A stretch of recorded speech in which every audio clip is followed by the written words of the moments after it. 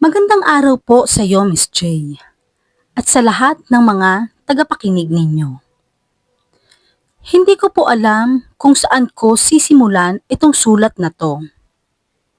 Pero matagal ko na pong gustong ibahagi sa inyo ang kwentong naging dahilan kung bakit iba ang tingin ko sa mga nilalang na tinatawag nating halimaw.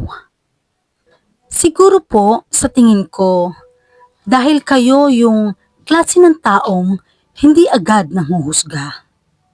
Kaya sa inyo ko gustong isalaysay ang lihim ng aming pamilya. Hindi ito urban legend. Hindi rin imbento. Ito po ang tunay na kwento ni na Lola Sinta at Lolo Damian. Ang albularyong nagligtas at ang babaeng muntik nang maging aswang. Bago ko po simulan ng kwento, huwag niyo po sanang kalimutang mag-subscribe sa aking channel. At ang inyong simpleng pag-like ay malaking tulong rin. Noong late 80s pa ito nangyari. Sabi ni nanay, bago pa ipinanganak ang mga kapatid ko. May lumipat daw na babae sa lumang bahay ni Katura. Tahimik, maganda, mukhang mabait, pero misteryoso. Hindi nagtagal, kumalat ang kwento.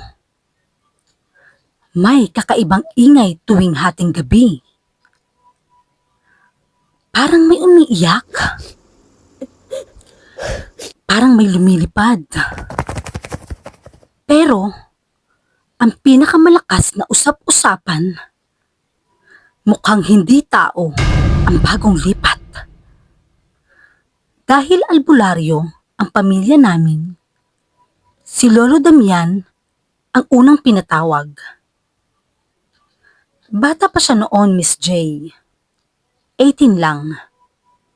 Pero, matapang para sa edad niya. Pagpasok niya sa lumang bahay, para daw siyang pumasok sa loob ng malamig na bote. Tahimik. Mabigat ang hangin. Parang may nagbabantay. At doon niya unang nakita si Lola Sinta. Nakasalampak sa sahig. Nanginginig. Pawis na pawis.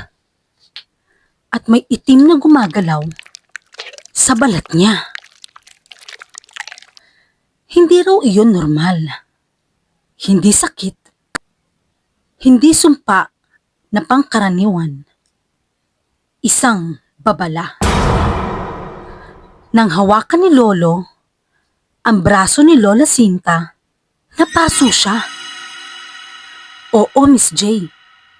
Literal na napaso. At nang dumilat si Lola Sinta, para siyang takot mamatay o takot pumatay.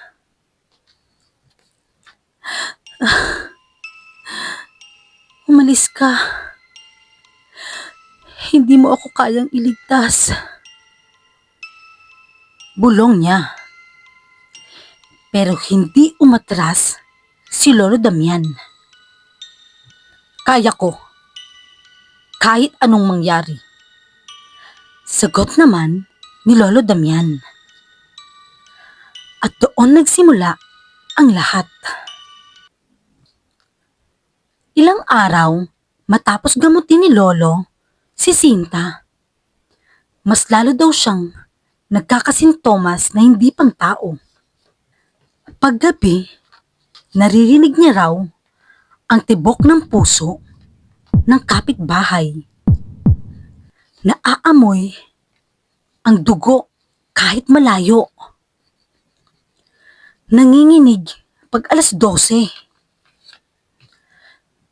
Isang gabi, nahuli ni Lolo si Sinta na nakaupo sa tabi ng bintana.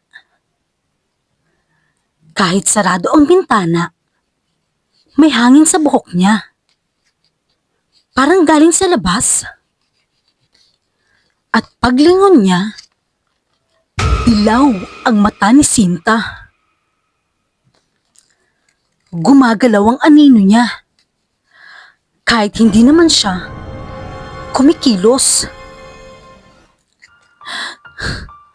Damian, lumayo ka.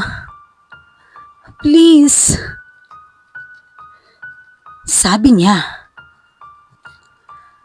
Pero si Lolo Damian, kahit nanginginig na, nilapitan siya. Niyakap ng kumot. At nagritual siya. Kahit halos mawala na siya ng boses. Kung iiwan kita, sino pang lalaban para sa'yo? At doon, unti-unting bumalik si Lola Sinta sa normal. Pero alam nila, hindi pa tapos ang laban. Para tuluyang maintindihan ang sumpa, kinailangan nilang bumalik sa gubat kung saan unang nakagat si Sinta. Miss J, hanggang ngayon, kahit ako, na apo lang nila, kinikilabutan kapag kinukwento iyon ni Lolo nung buhay pa siya.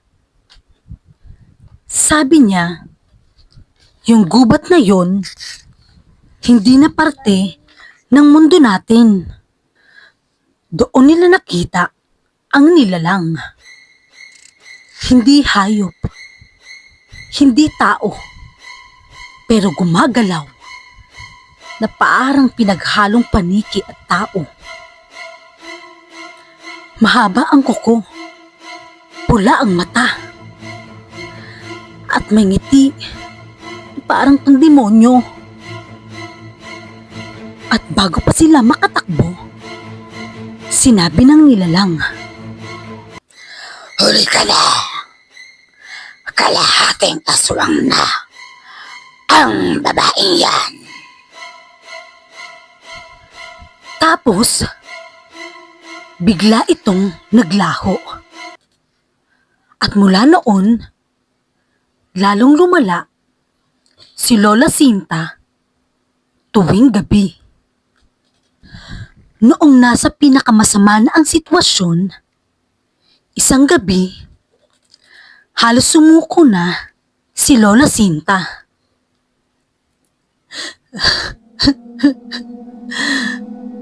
Damian, ayoko dumating ang araw na baka ikaw naman ang masaktan ko.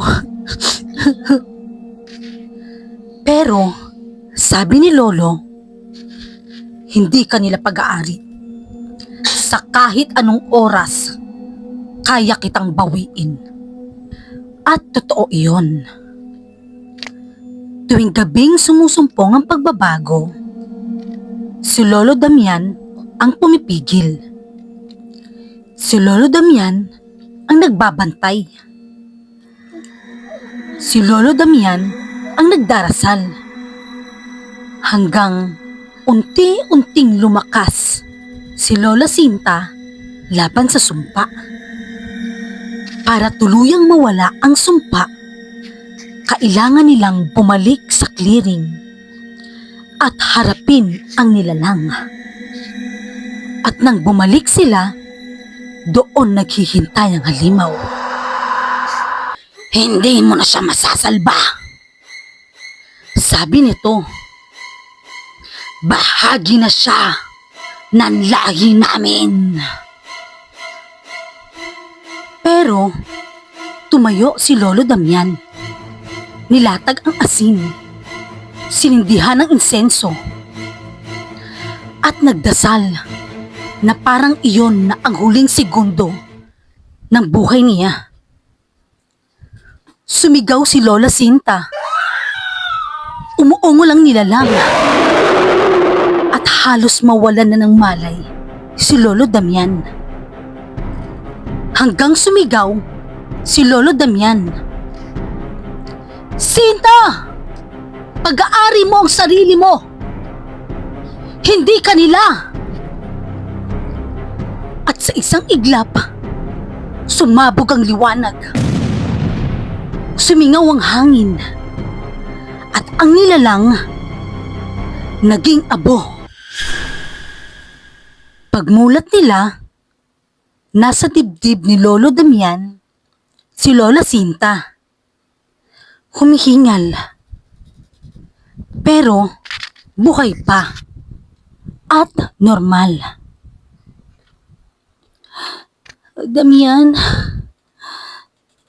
hindi mo ako sinukuan. Bulong niya. Hindi po agad fairy tale matapos noon. Mahirap, mahaba, maraming ritual pa. Pero, unti-unti, nawala ang sumpa. At sila'y nagkatuluyan.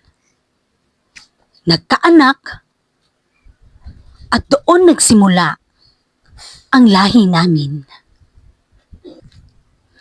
At kaya ako nagpadala nitong sulat sa inyo, Miss J, dahil gusto kong ibahagi na hindi lahat ng halimaw ay masama. Minsan, may kwento sila. May pinanggalingan. May takot. May dahilan. At minsan, kailangan lang nila ng isang taong handang maniwala na kaya pa silang iligtas. Tulad ng ginawa ni Damian kay Sinta. Maraming salamat po sa oras ninyo. Sana po, manatiling buhay ang kwento nila. Ako nga po pala si Luna, ang apo ni na Lolo Damian at Lola Sinta.